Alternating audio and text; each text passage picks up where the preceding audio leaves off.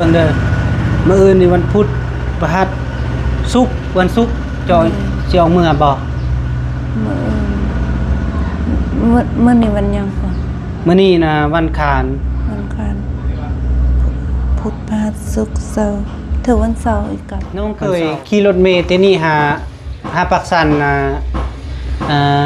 จ้างค่ารถเท่าใดมื้อนั้นเขาเจ้าอะไรยังถึกประมาณ180,000 180,000บ่ตินี่ไปพุ่นแต่เดี๋ยวนึงเขาว่า500,000พี่น้องเอ้ยเนาะอ้ายก็มี200,000กีบซอยค่ารถจ้างรถแล้วก็ซื้อข้าวกินตามทางอะไรเนาะอ้ายก็บ่ได้มีหยัง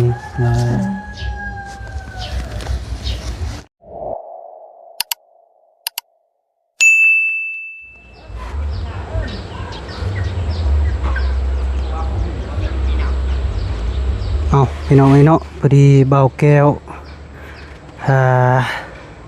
เปิดคลิปเปิดภาพกะอยู่ที่บ้านน้องปิ่นพี่น้องเนาะเพราะว่าเบาแก้วสิมาเยี่ยมยามถามข่าวน้องปิ่นว่ามื้อใดน้องเพิ่นจะกลับบ้านพี่น้องเนาะแต่ว่าอยากคุยเรื่องราวว่าน้องกลับแบบใดพ่อแม่พี่น้องเนาะพอดีเบาแก้วกะเลยมาเยี่ยมยามถามข่าวเพราะว่าเบาแก้วก็ยังเบาแก้วก็สิได้ลงแล้วพี่น้องเนาะยังอีกบ่ดนก็เบาแก้วก็สิลง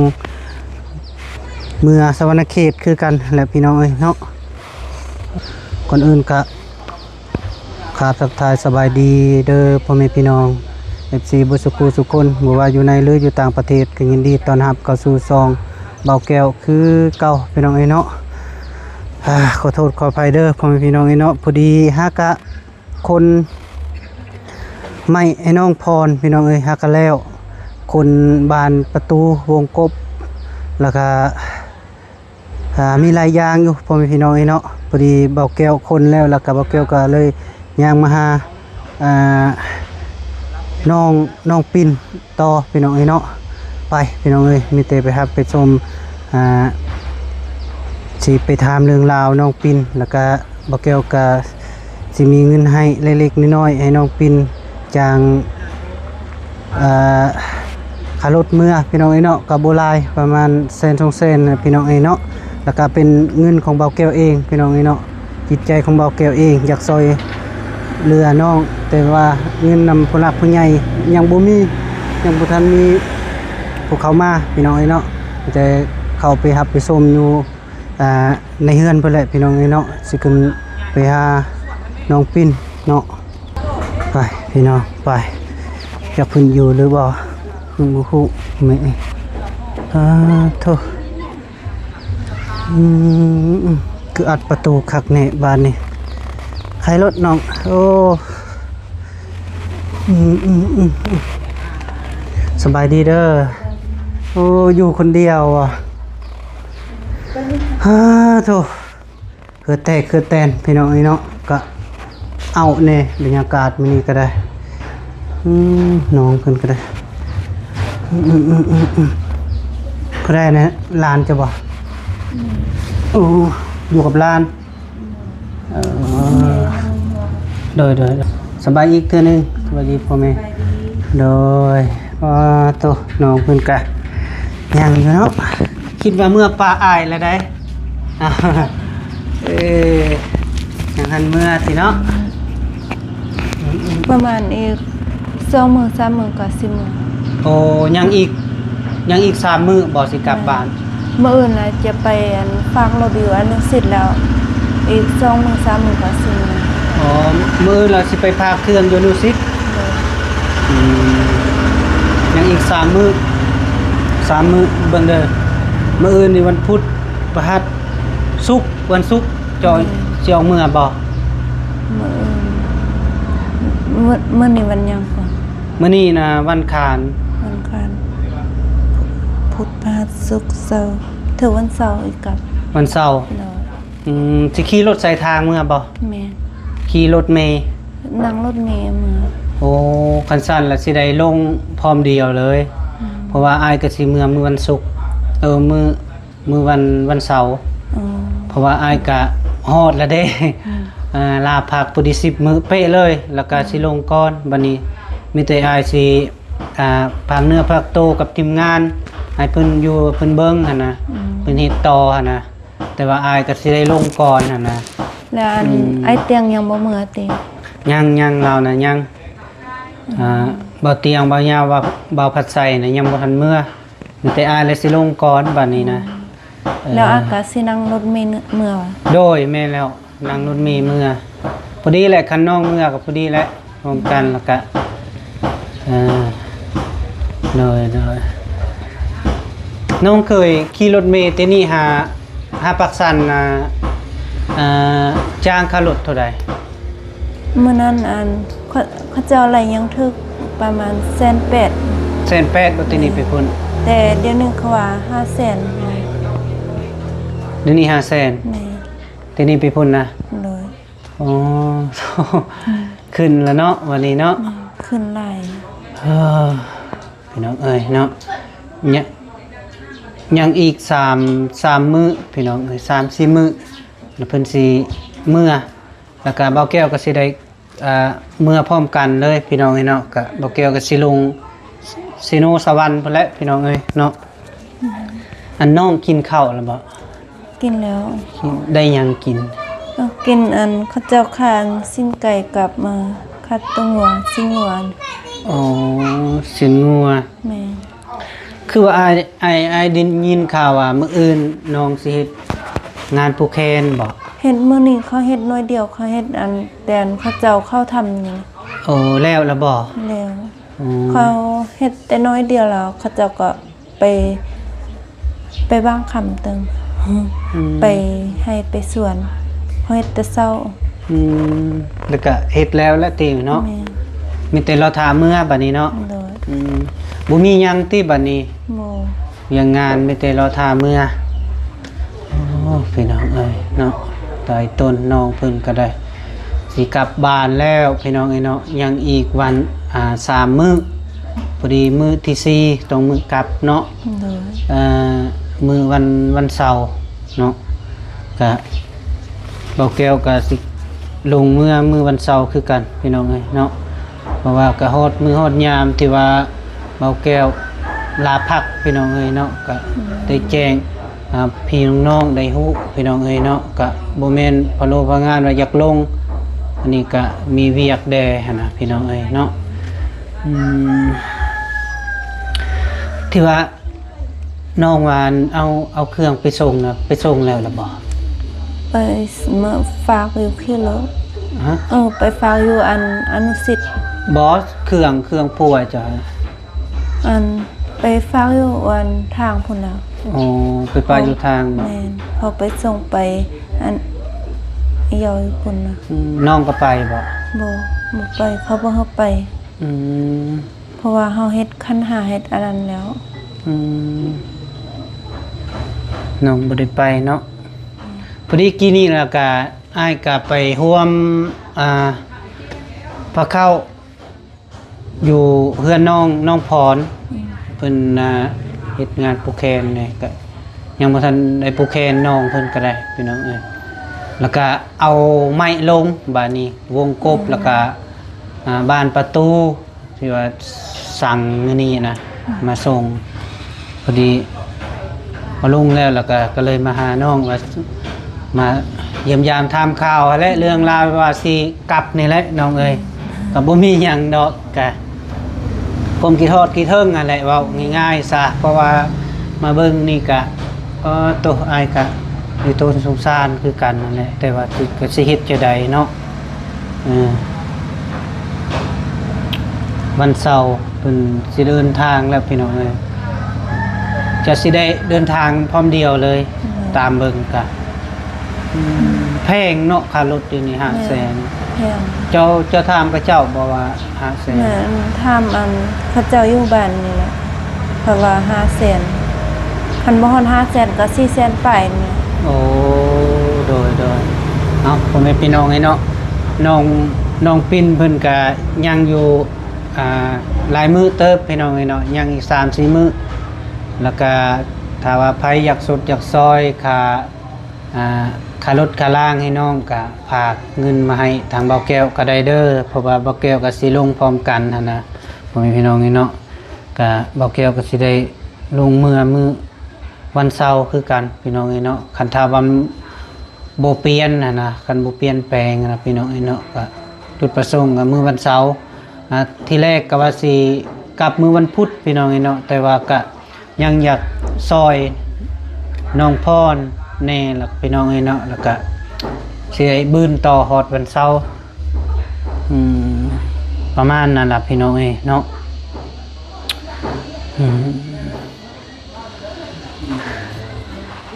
ลูกเจ้าก็โทรหาอยู่ติเนาะก็โทรคู่มือเนาะเนี่ยโทรซุมื้อเป็นจังไดอันอยากถามความรู้สึกน้องเดี๋ยวนี้นะความรู้สึกน้องนี่ก็มีแต่อดทนสู้สนเพื่อลูกนั่นแหละโดยสู้สนเพื่อลูกเนาะพอดีโอ้อายละขี้ง้อได้เจ้าบัดถือผ้าคาท้องแบบนี้บัดนั่งรถเมื่อทางมันกดเลี้ยวนะสิมันเป็นวินเป็นเวียนบ่บ่เคยเป็นแต่บ่ฮู้แหละบ่เคยนั่งรถนะบ่เคยนั่งรถมีแต่นั่งรถจักรแต่กี้เฮานั่งรถเมล์รถมันหยังก็บ่เคยเมาบ่เคยวินหัวแต่เดี๋ยวนี้บ่ฮู้คือกันว่าสิมันสิวินหัวบ่ติเก่าแบบน้องนะนั่งรถเมล์ไปแบบน้องบ่ได้ถือผ้าคาท้องเด้เดี๋ยวนี้ผัดน้องผัดถือผ้าที่ซะนั่งไปมันก็เป็นวินเป็นเวียนเลยมีหยังก็มีแต่กะเกียมยาหาแหละยาดมยาหยังนะถ้ามันฮอดอันทางใหญ่แค่นี้อันนี้ทางมันตะกี้ก็ยังบ่อยปานเด้อแต่เดี๋ยวนี้มันป่วยเปื้อนน่ะเปื้อนทางเปื้อนแม่นขนาดขี่รถอันโพวินมาก็ยังรถก็คาอยู่คันว่าเฮาขี่รถแต่นี่เมื่อฮอดปักสันค่ำบ่ฮอดปักสันก็บ่ฮู้ว่าบางมื้อเขาก็ออกไว้บางมื้อก็ออกแต่เช้าคันออกแต่เช้าฮอดปักสันบ่ค่ำบ่น่าจะบ่ค่ำเลยบ่ค่ำคันรถไปซากอะค่ำคันรถไปไว้ก็บ่ค่ำนี่แหละเฮาก็บ่ฮู้บ่เคยไปแต่เทื่อเดียวตอนเฮาก็เอากันนี่มาถ้าสมมุติว่าเฮาเมื่อแต่นี้ฮอดปักสันค่ำตึบแล้วสิขี่รถเมล์ต่อเลยบ่หรือว่านอนคิวรถนี่ไปฮอดคิวรถซ้ำเหนือเลยรถนี่นะนี่คิวรถซ้ำเหนืออยู่ปากสันหั่น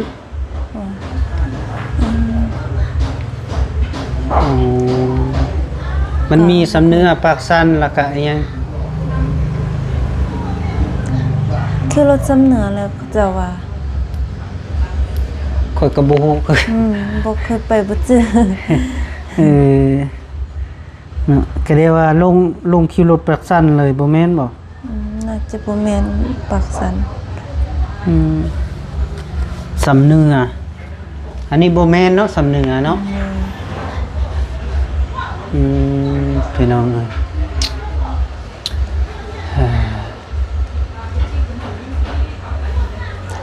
คันเฮาฮอดอยู่คิวรถมันมีบ้านพักอยู่คิวรถหันเฮานอนอยู่หันคืนนึงแล้วตอนเช้าออกรถ8:00 น 9:00 นออกรถต้องได้นอนอยู่พุ่นอีกคืนนึงที่เก่าน่ะอ้ายเคยเมื่อเนาะปากสันนี่10แล้วว่า11 โมงบ่ไปฮอดเพราะว่าอ้ายไปดำนาอยู่บ้านนี่ยังก่อบ้านพระเมืองแล้วก็เขาเจ้าไปส่งพอดีฮอด11 โมงขี่รถฮอดซิโนค่ำตึบ ไก่ปักสันลงไป ไก่ อืมแสดงว่ายัง3 มื้อเนาะ แม่น 3-4 มื้อคันว่าอ้ายอ้ายลงก็อ้ายจะสิโทรหาเจ้าเด้อ โดย คันอ้ายขึ้นรถนั่งรถอยู่พุ่นแล้วก็สิโทรให้เจ้ากะเกียมก็ขี่รถคันขี่ที่นี่ไปพุ่นแล้วก็อ้ายก็ถ้าว่านั่นก็อ้ายก็สิเบิ่งนำฮอดพุ่นแล้วอืมถ้าว่าแยกไปพุ่นแล้วก็บ่จักเลยบัดนี้ สายไฟสายมันแล้วได้บัดนี้ อันนั่งรถญี่ปุ่นก็ยังไข่มันเป็นรถตู้ รถตู้บ่ แม่นรถตู้บ่คืออยู่นี่มันเป็นรถโดยสารนี่ รถเมล์ รถตู้มันสิไปบ่ได้ที่นี่นะมันต่ำ แม่นอยู่นี่เขาเอาแต่รถเมล์แหละ แม่น ญี่ปุ่นเขาเอาแต่รถตู้มีแต่รถตู้เพราะว่าญี่ปุ่นมีแต่เฮาก็ฮู้จักเขาเจ้าเด้อ น้อย แม่นคนไทยบ้านเฮานะ อืมแต่ว่ารถเมล์เนี่ยอายก็ขี้ง้อว่าคันคนเต็มเลยจักสินั่งนี่ได้บั แม่ ด นมันซาเด้อ มันซ่าอีหลีได้รถตู้รถเมล์นะแม่นอยู่สายด่วนแต่ว่าเบิ่งก็ ทาง ทางมัน เด้ ยาก คันทางก็บ่ปานใด มีหยังก็มีแต่กะเกียมเขาและสิหลายๆบางเทื่อรถเป็นจังซี่จังซั่นก็มีได้บ่ แม่น แบบเฮาบ่คาดคิดได้รถเนาะ โดย บางเทื่อมันเพได้ตามทางก็ต้องได้นอนแหละคิดจะได้ซะโอ้ขี้งอไอ้นี่ อันมีอันเอื้อยอันอยู่บ้านน้ำหันหวาอันคันสิเมื่อแล้วบอกอันเขาเจ้าจิเมื่ออันทางเสียงขวางแต่เฮาบ่ฮู้ทางเสียงขวางจากว่าอันคิวรถอยู่ทางใดเฮาก็บ่ฮู้นะ นิสัย อยู่อันเสียงขวาง นี่สิเมื่อทางนี้ แม่นเสียงขวางแต่เนาะว่าบ่เมื่อทางพุ่นเฮาบ่เคยไปจักเทื่อยันบ่ฮู้เด้ อ๋อแม่นแหละถ้าว่าบ่มั่นใจแล้วก็บ่ไปทางใดที่เฮาฮู้แล้วเฮาก็เมื่อทางนั้นเอาหน่อยเพราะว่าการมันยากได้จะน้อยพัดไปนี้ไปนั้นเขาว่าโอ้ยเจ้าสิลงนี่พี่เฮาก็บ่ฮู้ที่ใส่เนื้อใส่เตยเนาะสิไปจังไดได้มานี่แต่ว่าทางเฮาเคยไปแล้วก็เขาป้าอยู่ใช่เฮาก็ฮู้จักว่าสิเมื่อทางนี้ทางนั้นน่ะนะอืม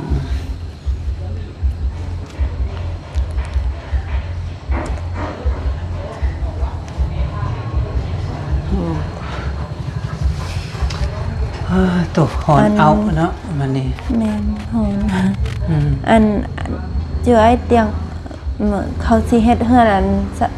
น้องพรแล้วติจังสิเมื่อ แม่นเพิ่นเฮ็ดเรือนแล้วแล้วก็เพิ่นก็สิลงเมื่อ ยังโดนเติบเนาะ แม่นยังโดนอยู่ประมาณทิศ2ทิศเพิ่นรู้จักเพราะว่าก็โดนเติบหายก็จักโอ้ยเนาะ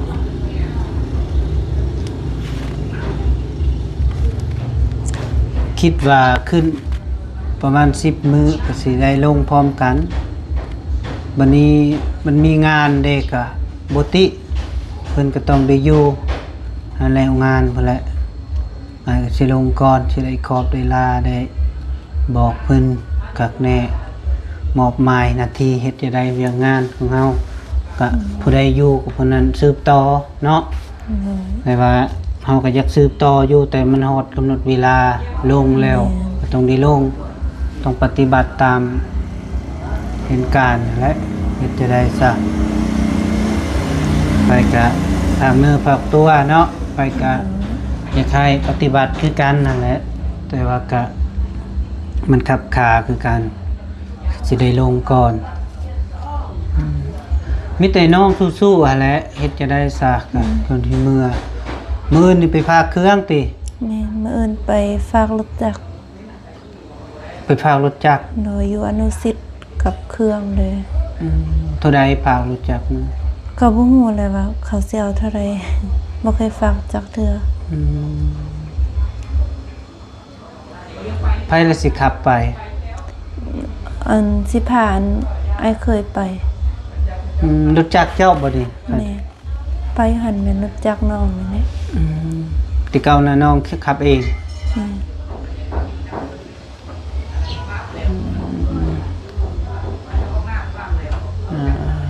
เนาะเฮ็ดจะได้บ้านนี้ สาวกะอันนั้นกะกันก็ได้มื้อวันเสาร์ปกตินี้ไปพุ่นแล้วก็เป็นแบบบ่แม่นอยากเว้านะแบบว่าความขี้อายไปรถเป็นจังซี่จังซั่นก็มีอายแล้วก็แค่นี้อายเบิ่งนำหั่นน่ะถ้าว่ามันกลายพ้นแยกทางเมื่อไผเมื่อมันแล้วบ่ฮู้แล้วบัดนี้ได้ จักสิว่าจังไดเนาะ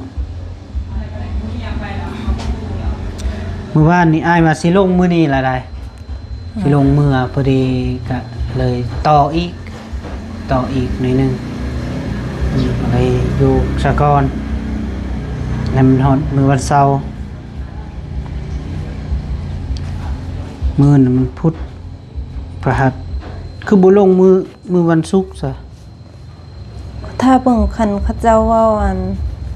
เรื่องอันฮีตอันนั้นก่อนน่ะถ้าเบิ่งคันสิลงมือเลยแท้ก็สิบอกอัน หินน่ะก็คลำมื้อน่ะจักมื้อ อันคลำมื้อนี้มื้ออื่นล่ะไปฝากรถก็แล้วก็อีอันเฮ็ดมันยังตื่มมันเฮาอีออกอันพี่เฮือนน่ะ อ๋อ สิออกพี่เฮือนน่ะตอนเช้าก็สิมื้อเลย เพราะว่าอันเฮาออกพี่เฮือนแล้วก็ ออกนอนอยู่นอก บ่คันเฮ็ดตอนเช้าแล้วเฮาก็มื้อเลย เพราะว่าอันคันเฮาเฮ็ดตอนแรกเฮาบ่ได้เขาบ่ให้นอนอยู่เฮือนแล้วเพราะว่าเฮาบ่แม่นคนเฮาเข้าละเด้ อ๋อคนละเหตุเนาะ ได้ยินพระเจ้าว่าคันเอาออกพี่เฮือนแล้วเฮาก็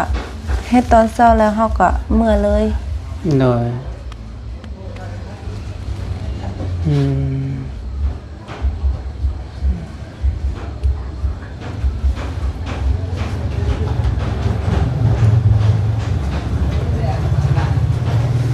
เฮ็ดตอนเช้า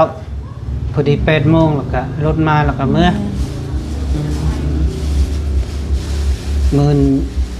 นี่ไปเบิดซองบอกกับน้องอายเคยจ้ะ แม่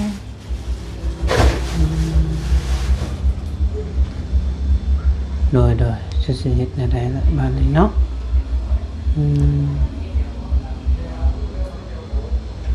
แต่ว่าค่ารถในที่มันสิแพงเนาะอายก็ยังอุกอยู่ เดี๋ยวสิเฮ็ดจังได๋ค่ารถ ค่ารถแพงตานคิวรถไปบ้านนอกก็แพงคือกัน เขาก็อะไรคือกัน เนาะเขาไล่เท่าใดแต่ปักสันไปพุ่น ก็บ่ฮู้อันปักสันอยู่อันเมืองเฟืองอะปักสันเนี่ยแพง นี่นะปักสันบุรีคำไสนี่ ก็บ่ฮู้นี่แหละเฮาบ่เคยไปนี่ คันขี่รถสายนี่กับพอดีแหละก็ปักอันน่ะ บ่ฮอดอันปัก สบายดีเด้อพ่อเออ คิวรถอันอยู่นี่บ่ฮอดปักสันไอ บ่ฮอดบ่อยู่อันนี้บ่ คิวรถอันใส่เหนืออยู่เวียงนี่ อยู่ยัง แม่เฮาก็บ่ฮู้แล้ว บ่อายต้องได้ลงอยู่บุรีคำไส เออ เจ้าต้องขี่รถไปต่อพุ่นนี้ แม่น จังซั่นนะแต่ว่าคนละแยกได้อายก็ลงเมื่อเจ้าก็ขึ้นไปหั่นน่ะเจ้าก็ขึ้นไปเหนืออายก็ลงไปใต้บัดนี้มันแยกมันมีขาเด้ เริ่ม อัน พี่น้องเอ้ย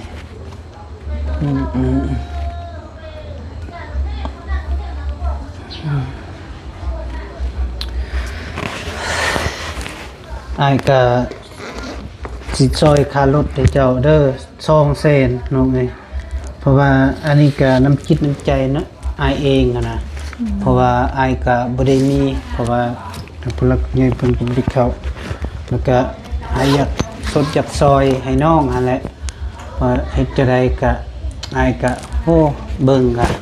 แบบไอ้ต้นสงสารหั่นแหละเฮ็ดจังได๋เนาะมนุษย์เฮา ในเมื่อมันเป็นก็บ่อยากไปพิมพ์อะไรน้องเอ้ยเนาะ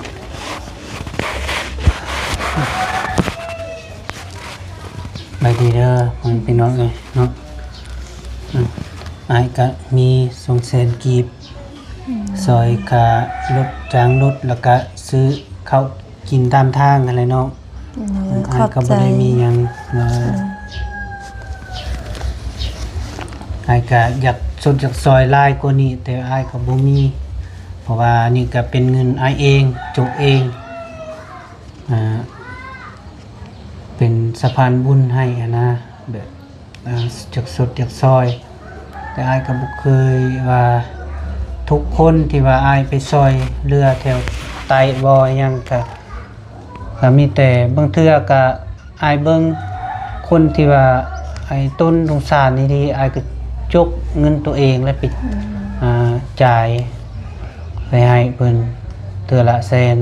50 20,000ไปจังซั่นนั่นแหละเพราะเฮ็ดหยัง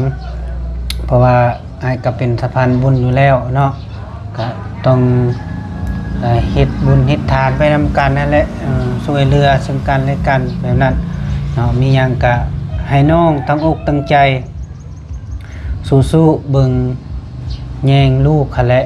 ก็เจ้าละเป็นหลักเสาค้ำให้ลูกปล่อยแม่เด้อน้องเด้อมีหยังก็บอกใจด้วย